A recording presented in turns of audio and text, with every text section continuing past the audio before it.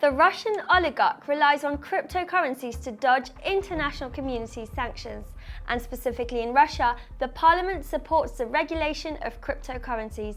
The RUNE cryptocurrency has grown by 138% over the last few weeks. We analyse the reasons in our Crypto of the Week. All of this and more here on Nebulus's daily newscast. Welcome aboard.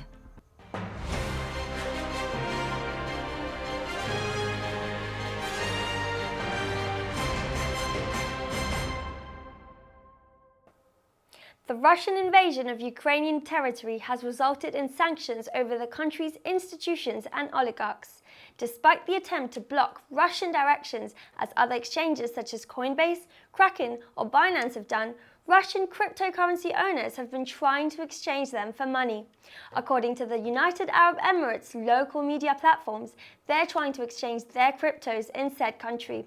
This is being done in an attempt to protect their fortunes. In fact, some of these individuals have started using cryptocurrencies to invest in property in the UAE, while others are using companies based in the country to exchange cryptocurrencies for fiat money and store them directly in banks. In terms of crypto regulations in Putin's regime, the Russian parliament seems to be showing signs of adoption in the country. While the central bank has been quite opposed to the regulation on many occasions, the Russian government and Ministry of Finance remain in favour of cryptocurrency. Moreover, one of the chambers of Russian parliament, the State Duma, has summoned around 50 experts to study the questions around the regulation of crypto assets. On February 18th, the government presented a bill to regulate cryptocurrencies, although that proposal involves prohibiting the use of means as a payment. The Deputy Prime Minister does approve of the regulation and not the prohibition of cryptocurrencies. In a roadmap promoted by the government, the identification of users and the control and supervision of systems for operators are contemplated. In short, steps forward to adopt cryptocurrencies. Last week has been a difficult one for the Phantom ecosystem. The departure of two of its main developers, Andrei Kondrey and Anton Neal, has caused a major earthquake within the community.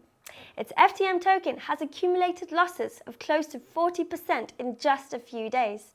The company attempted to clarify the situation through a statement where they stated that the number of operations carried out, which is over 200 million, demonstrates that the value of the networks is above the work of any collaborator. In addition, Phantom allegedly continues to have more than 2 million active portfolios around the world. The company also points out that given Andrei and Anton were never the main developers on the team, the Phantom blockchain network as well as the rest of the projects will continue to function effectively. Amid the uncertainty of the markets, Elon Musk has discussed the situation on social media. The businessman has asked his followers for their opinion on inflation and the evolution to come over the coming years. Among the responses is a comment from the CEO of MicroStrategy, Michael Saylor. The American refers to Bitcoin as a solution to inflation. Following Saylor's comment, Musk says that in times of high inflation, the best way to preserve its value is through physical assets such as property. In the same Twitter thread, he mentioned that he owns Bitcoin, Ethereum and Dogecoin, and that he has no intention of selling them. In addition, Mark Cuban, the owner of Dallas Mavericks, the NBA team, has also encouraged to participate. According to him, speculative assets will experience a great inflationary acceleration in the coming months, and the solution involves government intervention in the markets in order to normalize prices. In other news, the government of Jamaica will give away $16 to the first 100,000 Jamaicans who will set up a digital currency wallet for the Central Bank of Jamaica. It will do so through an airdrop with the aim of encouraging the use of the new CBDC of the Caribbean country. Evidently, the Jamaican government continues to bet very heavily on cryptocurrencies.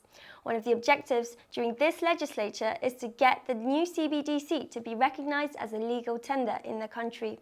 In addition, an exchange directly related to the Central Bank of Jamaica has been created and been running since February. This exchange is intended to facilitate access to necessary tools for small businesses to operate on it.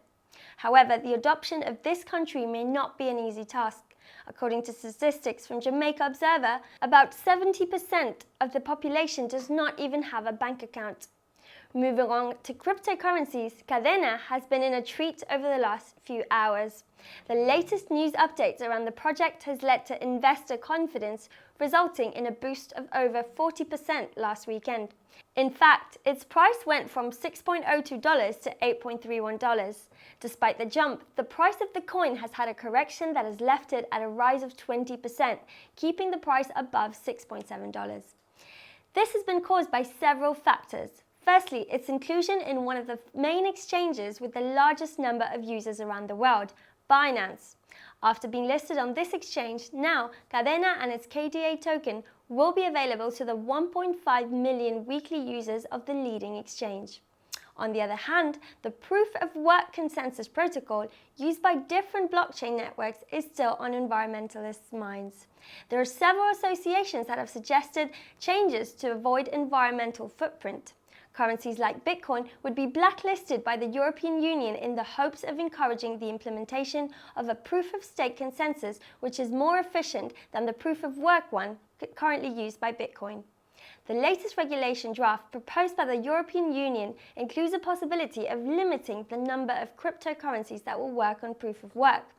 This consensus mechanism needs a lot of computing power to work, and therefore a lot of energy.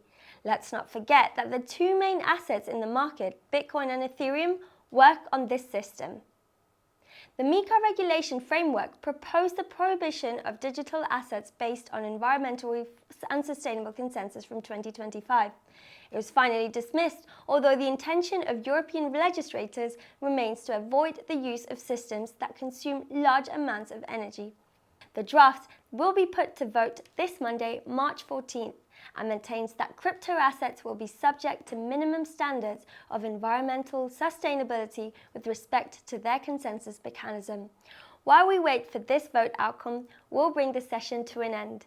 Don't miss our Crypto of the Week up next. We'll be analysing RUNE, which in recent weeks has seen a rise of 138%. Tune in to Nebolus for more news tomorrow. Goodbye.